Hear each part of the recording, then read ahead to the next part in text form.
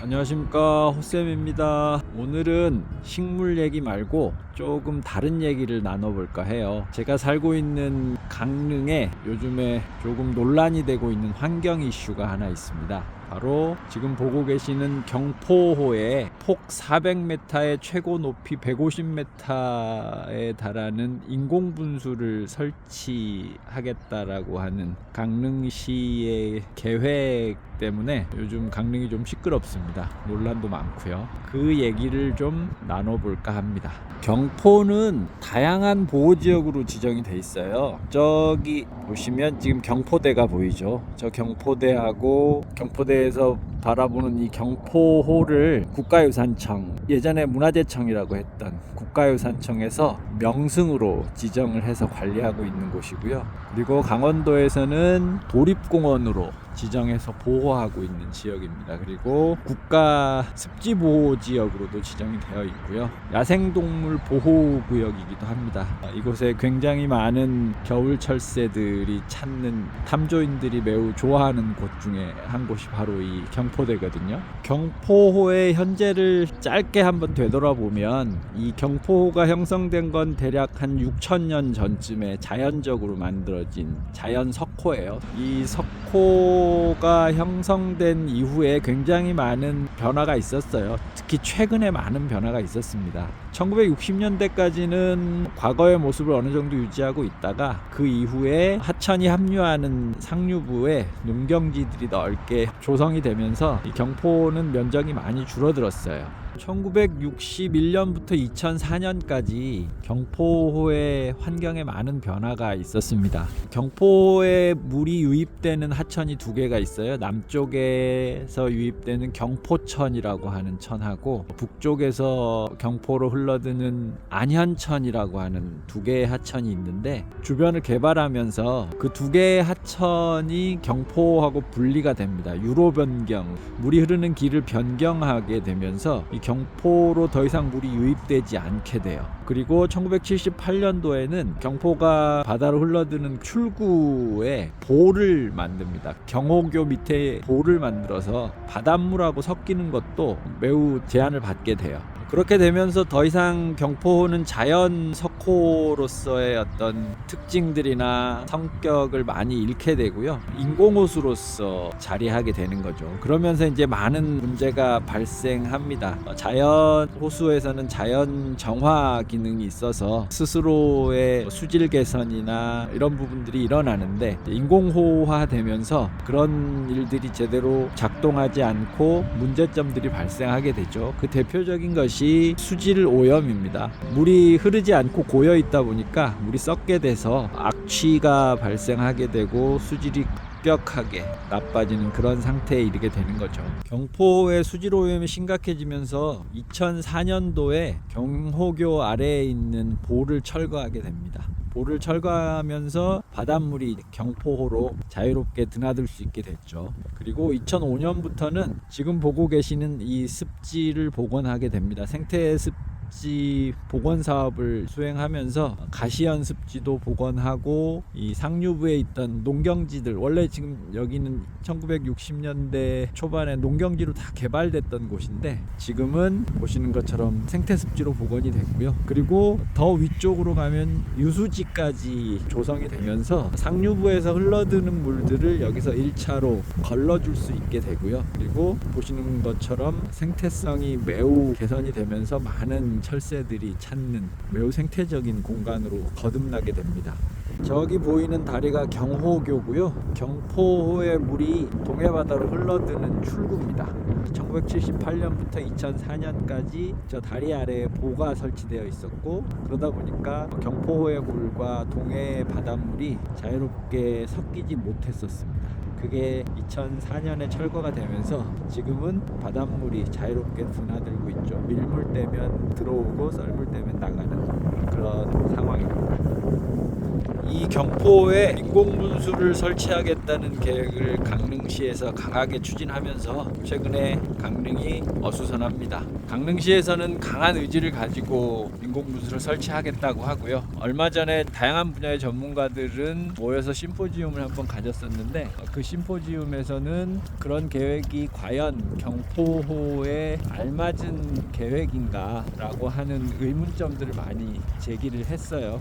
그래서 그런 의문점들, 의구심들을 한번 하나하나 짚어보는 시간을 가져볼까 합니다. 먼저 강릉시에서 그 사업을 추진하는 과정에 석연치 않은 점들이 좀 있어요. 2024년 5월에 조형물과 인공분수를 설치하겠다는 계획을 제출을 해서 반려가 됐었습니다. 그런데 한 달 후인 24년 6월에 수질 개선 및 환경 개선 사업이라고 하는 이름으로 똑같은 사업의 이름만 바꿔서 조건부 허가를 받았어요. 그러면서 강릉시에서는 허가를 받았기 때문에 강력하게 추진하겠다라고 하는 의지를 피력하고 있는 거죠. 그렇다면 강릉시에서 주장하는 분수로 인한 수질 개선이 타당한가라고 하는 부분을 한번 살펴볼 필요가 있습니다. 굉장히 막대한 예산이 투입이 되거든요. 250억 원의 예산이 소요가 된다라고 합니다. 250억 원의 국민 혈세를 들여서 과연 이 경포가 더 아름다워지고 건강해질 것인가 라고 하는 부분을 생각해 보지 않을 수가 없어요.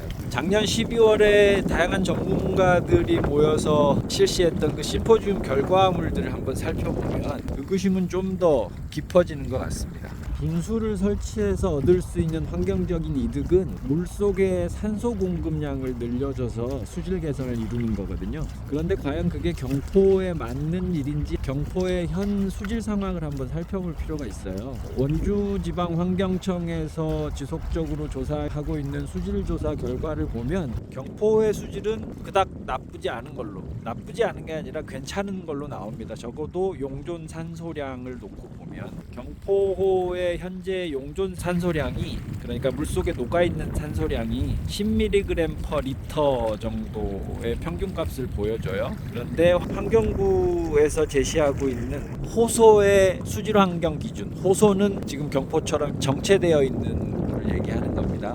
호소의 수질 환경 기준을 보면 용존 산소량이 7.5mg/리터 이상이면 아주 좋은 이라고 하는 기준을 제시하고 있어요. 그런데 경포의 용존 산소량은 10mg/리터 이상이기 때문에 매우 많은 양의 산소가 이미 물속에 있다라고 하는 내용입니다. 이미 물속의 산소 포화도가 굉장히 높은 현재 상황에서 분수를 만든다라고 해서 어떤 효과가 있을지라고 하는 것에 의문을 제기할 수밖에 없고요. 사실 환경조사, 수질조사 내용들을 보면 경포에서 수질 영향을 미치는 요인들 중에 문제가 되는 거는 질소의 양이 조금 많다라고 하는 거고요. 인의 양이 조금 많다라고 하는 겁니다. 그런데 질소와 인은 경포와 같은 이런 석호, 그러니까 하천이 끝나고 바다와 접하는 이런 석호에서는 자연스러운 현상입니다. 강 하구에는 양분이 모일 수밖에 없어서 그런 거죠. 그리고 분수를 설치한다라고 해서 그런 질소와 인을 없앨 수 있는 건 아니거든요.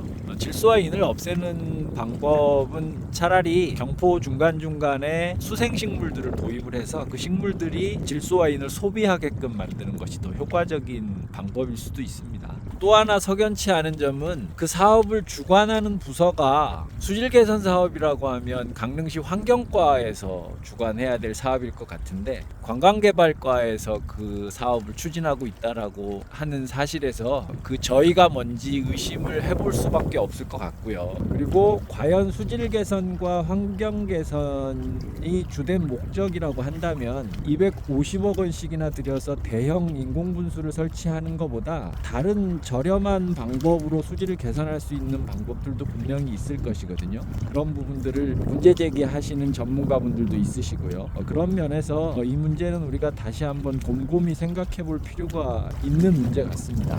그리고 우리가 간과할 수 없는 것 중에 하나가 뭐냐면 그것이 과연 지속 가능한 사업인가 라고 하는 겁니다. 2002년에 서울시에서 월드컵을 기념하기 위해서 성산대교 옆에 거대한 분수를 설치한 적이 있습니다. 있습니다. 월드컵 분수라고 해서 150m 이상 올라가는 분수를 만들어서 운용한 적이 있어요. 수십억 원을 들여서 분수를 제작을 했었고, 그런데 운용은 제대로 되지 않았습니다. 왜냐하면 물을 150m를 쏘아 올리기 위해서는 전기세도 많이 들고 유지관리비도 많이 들었던 거예요. 그렇게 10여 년을 운영하다가 13년 정도의 사용연한이 다 되고 나서는 또 막대한 비용을 들여서 철거를 했습니다. 그리고 2002년 초반기에 잠깐 운영이 많이 됐었지만 그 이후에는 서울시의 애물단지였다고 해요. 돈 잡아먹는 하마로. 과연 강릉 경포대의 분수는 그러지 않을 수 있을까? 고작 10여 년을 사용하고 다시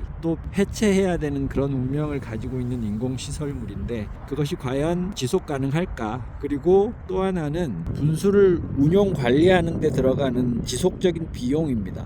그 비용도 서울시 월드컵 분수를 예로 보면 굉장히 많은 비용이 들어갈 건 자명한 일인 것 같아요. 거기에다가 분수를 설치하고 운용하는 것이 만만치 않습니다. 왜냐하면 경포의 평균 수심이 1m 정도밖에 안 된다고 해요. 그 얕은 물을 그대로 끌어올려서 뿜어 올릴 수는 없습니다. 그래서 아마 다른 지하수나 바닷물이나 다른 물들을 끌어다가 분수 용수로 사용해야 될 텐데, 그러기 위해선 대규모 용수 시설도 필요하고요. 저장을 했다가 뿜어 올려야 하기 때문에 많은 시설물들이 부대로 설치가 되어야 할 것입니다. 그것들이 과연 타당하고 가능한 것인지, 그런 사안들에 대해서 면밀한 검토가 이루어진 것인지 우리가 따져보지 않을 수 없을 것 같아요. 경포호에는 해마다 많은 철새들이 찾습니다. 이런 훌륭한 자연환경을 가지고 있기 때문에 도립공원으로 지정되어서 보호받고 있는 거고요.